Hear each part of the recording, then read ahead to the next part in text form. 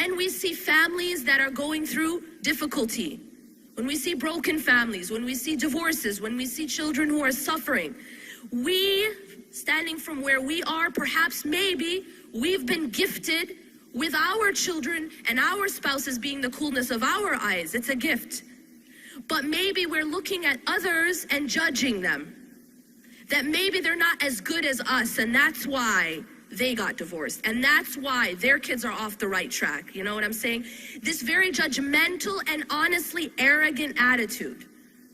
And by the way, it's extremely dangerous, because guess what happens when you are not grateful for a gift?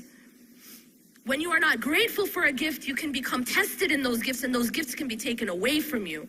It's like a person who's been gifted with health and looks at someone who's sick and judges them and says, you know what, it's because they're just not as good as me. They don't work out as much as me, or they don't eat as much raw, organic, green vegetables as me. You know what I mean? And you judge that person, and you shame that person. We would never do that, because we realize that health is a gift, hopefully.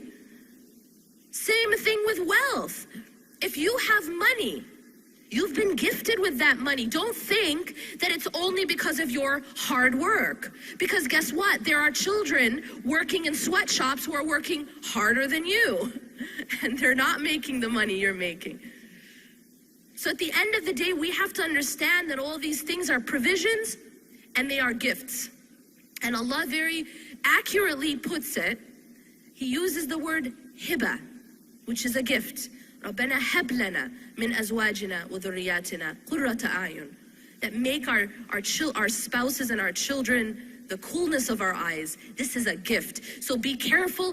If you have it, be grateful. Don't be arrogant. And do not take credit for it. That's very important. I'll tell you one of the pitfalls we fall into as parents and as spouses. Imagine that you've been gifted with a righteous child. Please don't take credit for it. Please thank Allah. Please be grateful. Because I will tell you, you are not better than Nuh alayhi salam.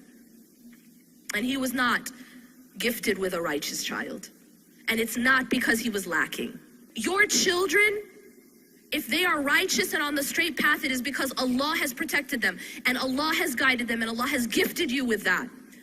And always remember that even prophets had issues within their family. Lut alayhi salam's wife was not righteous. That's not because he was a bad husband. Ibrahim alayhi salam's father was one of those who was making the idols. Asiya alayhi salam, she was married to the worst tyrant who walked the earth, who used to say, "Ana rabbukumul a'la." I am your Lord Most High. Why do we learn about these stories? Because on the one hand, yes, Allah subhanahu wa ta'ala tells us the ideal. He tells us how it should be. But then He's also giving us examples that even the most righteous had issues in their family.